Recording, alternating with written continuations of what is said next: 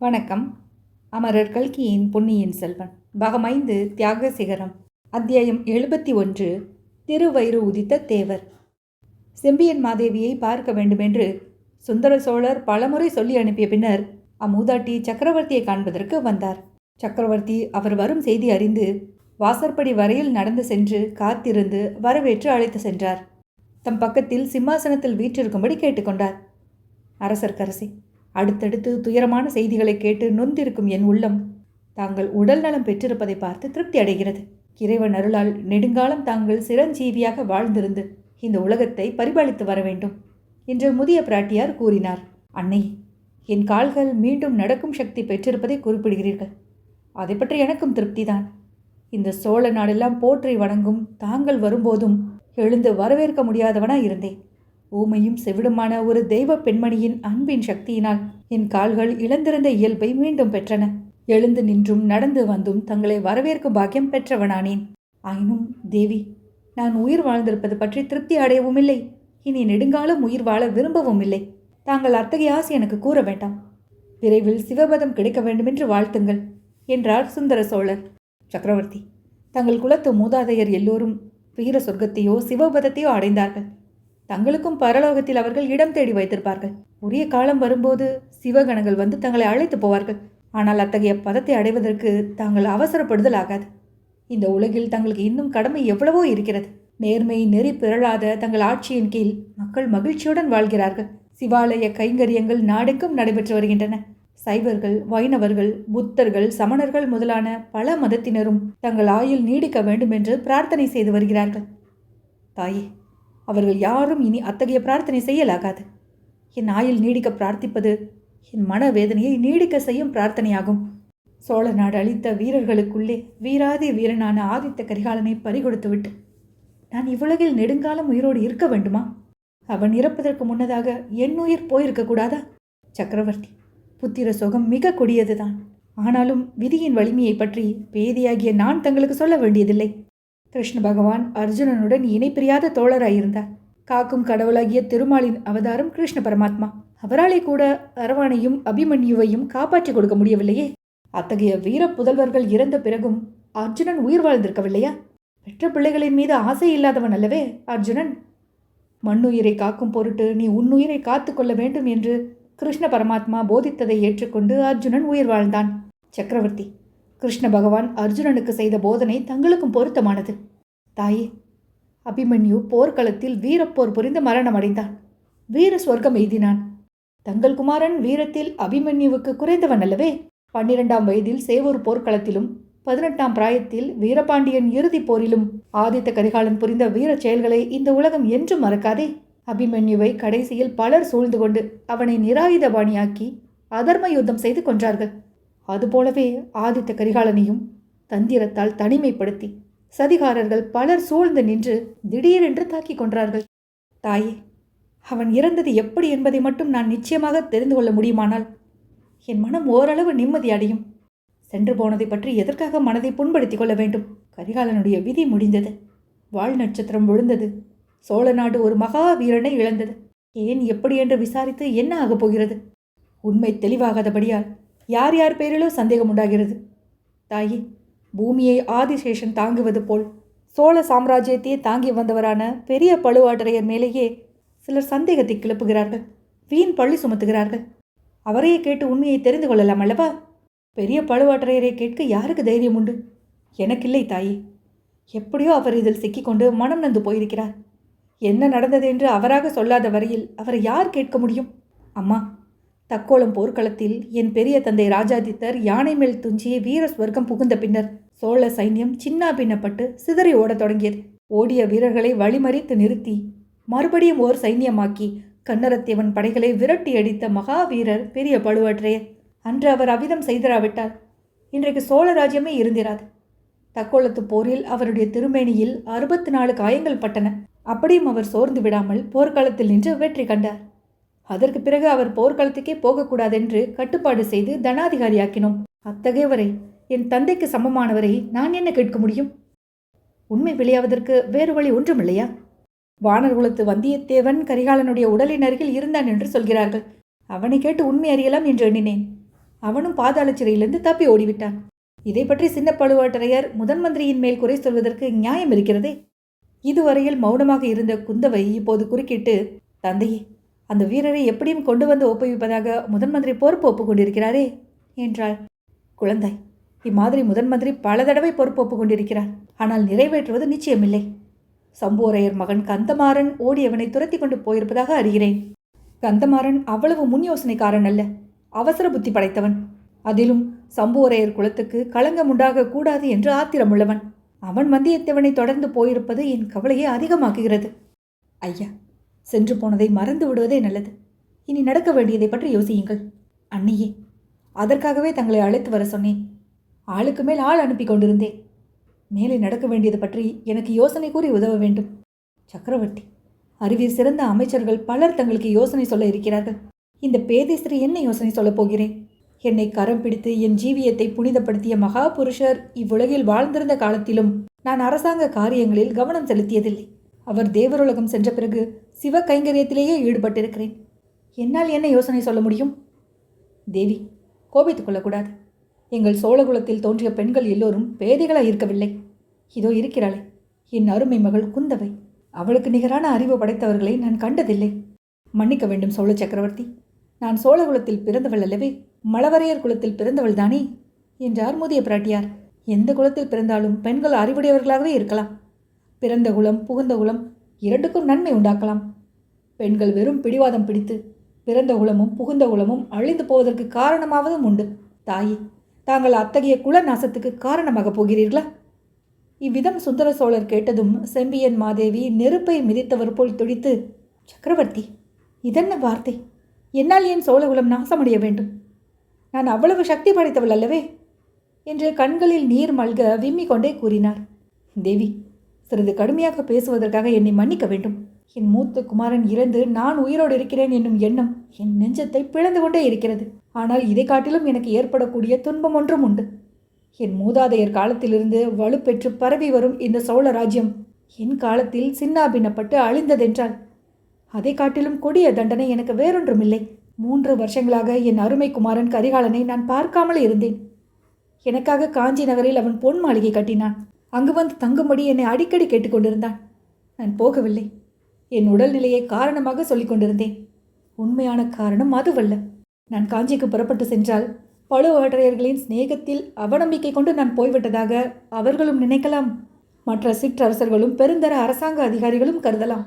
அதிலிருந்து என்ன விபரீதம் இந்த சோழ ராஜ்யத்துக்கு ஏற்படுமோ என்று எண்ணித்தான் நான் காஞ்சிக்கு போகவில்லை. நான் போயிருந்தால் ஒருவேளை என் அருமை குமாரன் கரிகாலன் இன்று உயிரோடு இருந்திருப்பான். மன்னர் மன்னா, தாங்கள் எவ்வளவோ அறிவாளி, ஆற்றல் மிக்க படைத்தவர். ஆயினும் விதியை மாற்றி எழுத தங்களால் கூட முடியாது. ஆம் அன்னையே, விதியை என்னால் மாற்றியிருக்க முடியாது. ஆனால் என் குமாரனை அந்திய காலத்தில் பார்க்க முடியாமலேயே போய்விட்டதே. அவன் மனதில் குடிகொண்டிருந்த வேதனையை அறியாமல் போய்விட்டேனே என்று இன்றைக்கு நான் படும் பச்சாதாபம் இல்லாமல் போயிருக்குமே. இதையெல்லாம் எதற்காக சொல்கிறேன்? விஜயாலய சோழரும் அவர் வழியில் வந்த வீராதி வீரர்களும் இரத்தம் சிந்தி உயிரை கொடுத்து ஸ்தாபித்த இந்த சோழ ராஜ்யத்தின் நலத்தை கருதி என் சொந்த ஆசாபாசங்களை எல்லாம் நான் வேரோடு களைந்து விட்டிருந்ததை தங்களுக்கு தெரிவிப்பதற்காகத்தான். ஆதித்த கரிகாலனை என்ன காரணத்தினாலோ பழுவேட்டரையர்களுக்கும் அவர்களை சேர்ந்த சிற்றரசர்களுக்கும் பிடிக்காமல் போய்விட்டது.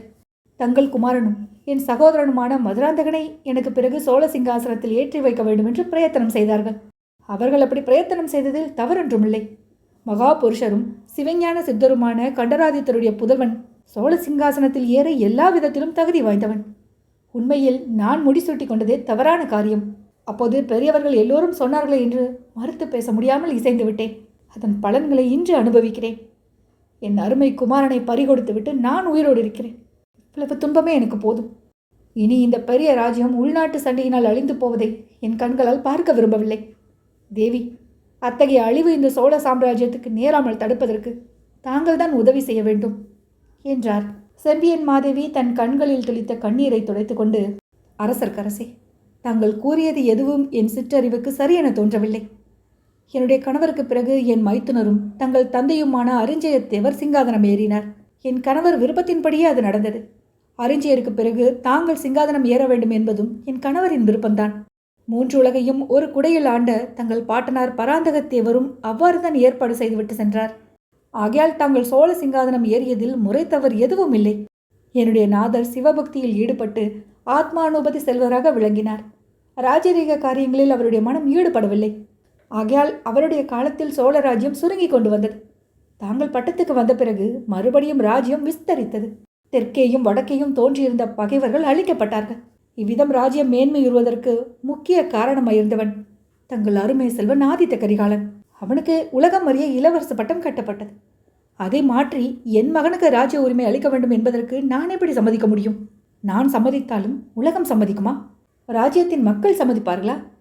சக்கரவர்த்தி, உள்நாட்டு சண்டையினால் ராஜ்யம் அழிவதை தடுக்க விரும்புவதாக சற்று முன்னால் சொன்னீர்கள்.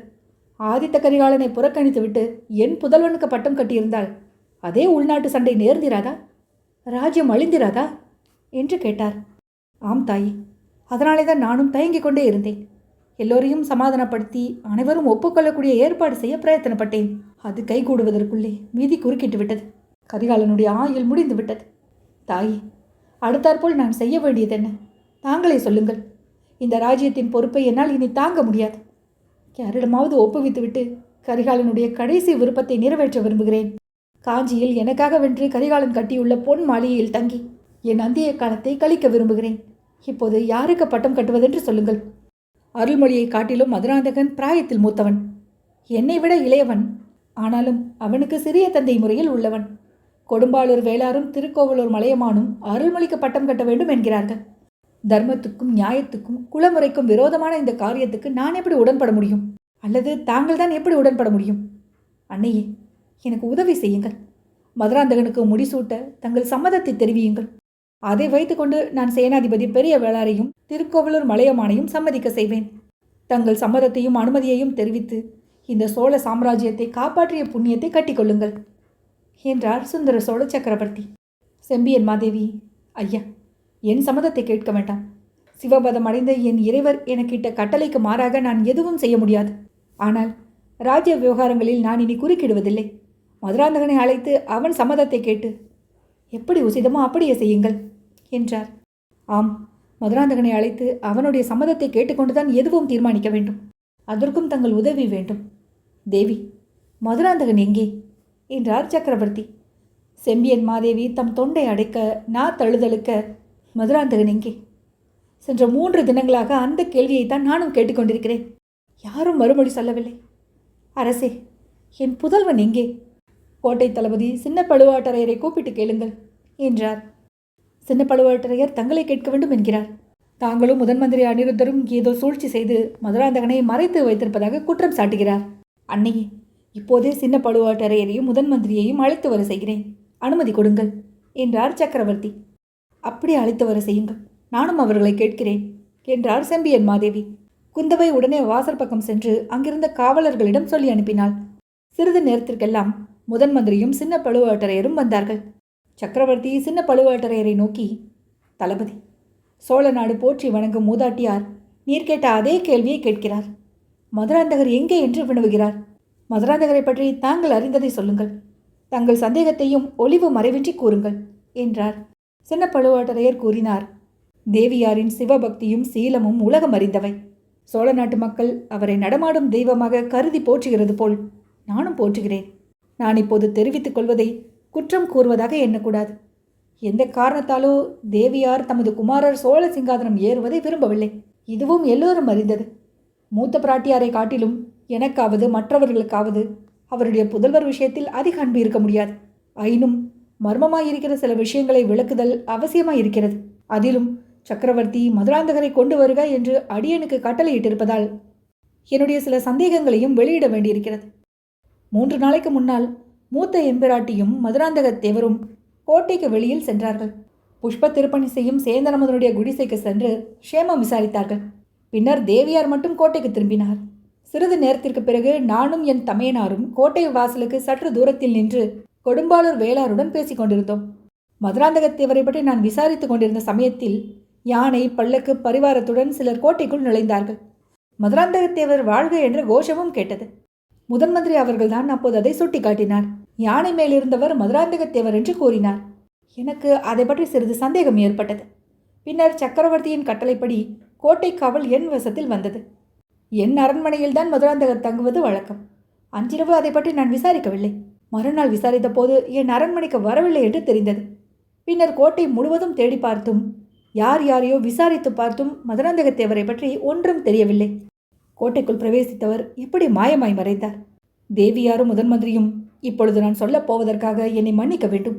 அவர்கள் இருவரும் ஏதோ சூழ்ச்சி செய்து மதுராந்தகர் பீதி கொள்ளும்படியான செய்தி எதையோ அவரிடம் சொல்லி இந்த நகரை விட்டும் நாட்டை விட்டுமே ஓடிப்போகும்படி செய்து விட்டார்கள். நான் சொல்வது தவறாயிருந்தால் மீண்டும் பெரிய பிராட்டியாரின் மன்னிப்பை கோருகிறேன். செம்பியன் மாதேவி தழுதழுத்த குரலில், தளபதி, தாங்கள் இப்போது கூறியது முற்றும் தவறு. சிவபெருமானுடைய பாத கமலங்கள் சாட்சியாக சொல்கிறேன். முதன் மந்திரி அனிருத்தரிடம் சமீபத்தில் என் குமாரனை பற்றி எதுவும் பேசியதுமில்லை, சூழ்ச்சி செய்ததும் இல்லை. அன்று மாலை நானும் மதுராந்தகனும் சேந்தனமதன் குடிசைக்கு போனது உண்மைதான். நான் அங்கிருந்து புறப்பட்ட போது மதுராந்தகன் சிறிது நேரம் கழித்து வருவதாக சொன்னான். அதற்கு பிறகு நான் அவனை பார்க்கவே இல்லை.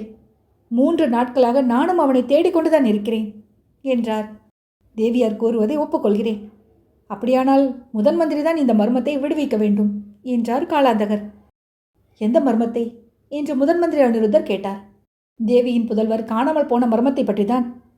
தளபதி, இந்த கோட்டை முழுவதும் தாங்கள் நன்றாக தேடி பார்த்ததாக கூறியது உண்மைதானா? ஆம் ஆம், தங்கள் அரண்மனை தவிர மற்ற எல்லா இடங்களையும் தேடி துருவி பார்த்தாகிவிட்டது. என் அரண்மனையை மட்டும் விட்டுவிட காரணம் என்ன? தாங்கள் சோழ சாம்ராஜ்யத்தின் முதன் மந்திரி என்கிற மரியாதை காரணமாகத்தான். ஆஹா, அப்படியானால் தங்கள் கடமையை தாங்கள் சரியாக செய்யவில்லை. போனது போகட்டும். சக்கரவர்த்தி, தங்களுடைய பெரிய அன்னையும் சோழ நாடு போற்றும் சிவபக்த சிரோன்மணியான முதிய எம்பிராட்டியார் தமது புதல்வரை பற்றி என்னிடம் ஒன்றும் சொல்லவில்லை. நான் அவருடன் சூழ்ச்சி எதுவும் செய்யவில்லை. ஆனால் ஒன்று சொல்கிறேன். தேவியாரின் திருவயிற்றில் உதித்த தேவர் என்னுடைய மாளிகையிலே தான் 3 நாட்களாக இருந்தார். இப்போது இந்த அறையின் வாசலிலே வந்து தங்களையும் அன்னையையும் தரிசிப்பதற்காக காத்திருக்கிறார். அனுமதி கொடுத்தால் அழைத்து வருகிறேன். இவ்வாறு முதன் மந்திரி கூறியதும் அங்கிருந்தவர்கள் ஒவ்வொருவரும் அடைந்த வியப்பை சொல்லி முடியாது. சக்கரவர்த்தி, முதன் மந்திரி, இதென்ன வேடிக்கை? தேவியின் புதல்வரை அழைத்து வருவதற்கு அனுமதி கேட்பானேன்? சீக்கிரம் வரவழையுங்கள் என்றார். முதன் மந்திரி அனிருத்தர் வாசற்படி அண்டை சென்று கை தட்டிவிட்டு மறுபடியும் உள்ளே வந்தார். அடுத்த கணம் சேந்தனமதனை முன்னால் விட்டுக்கொண்டு ஆழ்வார்க்கடியான் நம்பி வந்தான். சின்ன பழுவேட்டரையர் மிக்க ஆத்திரத்துடன், முதன் மந்திரியின் பரிகாசத்துக்கு ஒரு எல்லை வேண்டாமா என்று கேட்டார். ஆனால் செம்பியன் மாதேவி 2 கரங்களையும் நீட்டி தம் திருமுகத்தில் அன்பும் ஆர்வமும் ததும்ப, மகனே என்று அழைத்ததும் தளபதிக்கு மனக்குழப்பம் உண்டாகிவிட்டது. சேந்தனமுதன், தாயே, என்னை அழைக்க இப்போதேனும் தங்களுக்கு உள்ளம் உவந்ததோ? அது நான் செய்த தவத்தின் பயன்தான் என்று கண்களில் நீர் ததும்ப சொல்லிக்கொண்டு செம்பியன் மாதேவியை நெருங்கினான். மதுராந்தக உத்தம சோழன் என்று சரித்திரத்தில் புகழ்பெற்ற சிவபக்தி செல்வனை திருவயிறு வாய்த்த தேவி அன்புடன் அணைத்து கொண்டு மெய் மறந்து ஆனந்த கண்ணீர் பொழிந்தார். அத்தியாயம் 71 நிறைவுற்றது.